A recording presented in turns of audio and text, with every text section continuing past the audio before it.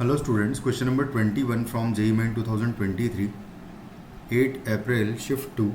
The question is, let this denotes the greatest integer function and इस integration का value equal to ये expression है, तो यहाँ से alpha plus beta plus gamma plus delta का वैल्यू निकालना है। तो बेसिकली ये इसको हम लोग ब्रेक करेंगे। एक्स स्क्वायर जब इंटीजर होगा तो हमको इसको डिफरेंट वैल्यू देनी पड़ेगी।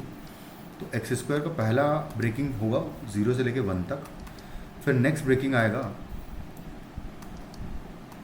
इसका ग्रेटेस्ट इंटीजर है dx, फिर एक्स स्क्वायर का ग्रेटेस्ट इंटीजर dx को मैं 1 से लेके नेक्स्ट √2 तक लूँगा, क्योंकि √2 पुट करने पर ये 2 हो जाएगा।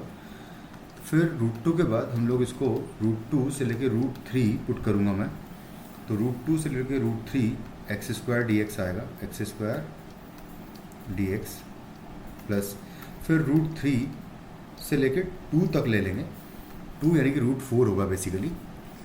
तो इस तरीके से आएगा dx, फिर आएगा प्लस नेक्स्ट √4 यानी कि 2 से लेके √5 की वैल्यू अगर देखें तो अच्छा ये जो वैल्यू है ये एक्चुअली आ रही है कितनी, 2.4 है।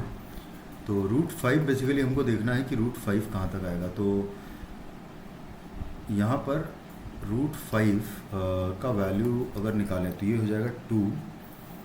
ऐसा सोचते हैं थोड़ा सा कि इसको अंडर रूट में लेके सोचते हैं ना। ये लिखा हुआ है क्या, 2.4 लिखा हुआ है ना, 2.4 है। तो इसको मैं यहाँ से हटाऊंगा अगर डेसिमल को, तो ये हो जाएगा 24/10 यानी कि 12/5 लिखा हुआ है ये।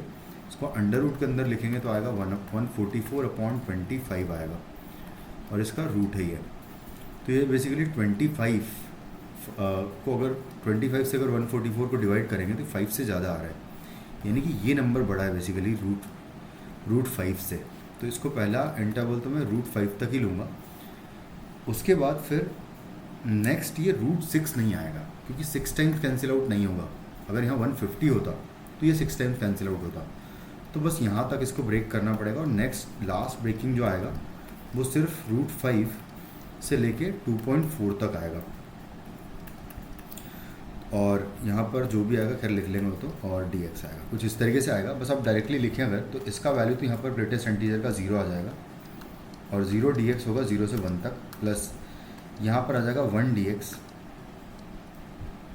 और 1 इंटू डायरेक्टली अगर आंसर ही लिखे तो 1 multiplied by difference of limit आएगा, यानी कि √2 - 1 आएगा, प्लस यहाँ पर इसका ग्रेटेस्ट इंटीजर 2 आएगा, तो 2 multiplied by difference of limit, फिर यहाँ पर आएगा 3 आ जाएगा, तो 3 multiplied by difference of limit, फिर आएगा यहाँ पर इसका ग्रेटेस्ट इंटीजर 4 आएगा, तो 4 मल्टीप्लाइड बाय √5 - 2 आएगा, एंड प्लस नेक्स्ट आएगा यहाँ पर 5 मल्टीप्लाइड बाय 2.4 माइनस √5 आएगा, कुछ इस तरीके से आएगा। बस कोफिशिएंट सबके देख लें अगर, तो √2 यहाँ से आ रहा है, -2 √2 यहाँ से आएगा, तो ये हो जाएगा -√2 बचेगा। फिर नेक्स्ट कॉन्स्टेंट्स की बात करें यहाँ, तो ये आएगा -1 यहाँ से, फिर 3 × 2 6 यहाँ से आएगा, -1 प्लस 6 हो गया।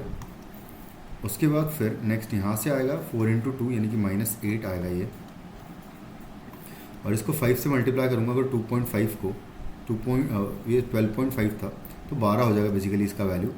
जब इससे मल्टीप्लाई करूँगा तो प्लस 12 लिख लेते हैं, तो इस तरीके से आ जाएगा।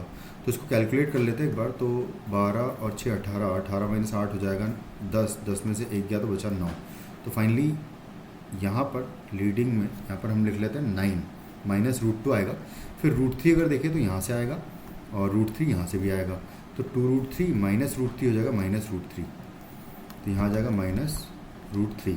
उसके बाद नेक्स्ट जो है √5 का चेक करना है कोफिशिएंट, तो √5 का कोफिशिएंट एक यहाँ से आएगा और एक यहाँ से आएगा, तो -√5 भी आ जाएगा बेसिकली यहाँ से। तो इसको मैं ऐसे लिख लेता हूँ -√5, कुछ इस तरीके से आ जाएगा। तो बस यहाँ से अल्फ़ा बीटा गामा अगर देखें तो अल्फ़ा है 9, बीटा है -1, और गामा है -1, एंड डेल्टा इज़ ऑल्सो -1। तो इन सब का समेशन अगर देखें तो alpha plus beta plus gamma plus delta is equal to आ जाएगा 9 - 3 यानी कि 6 आ जाएगा हमारा फाइनली इस क्वेश्चन का आंसर। Thank you.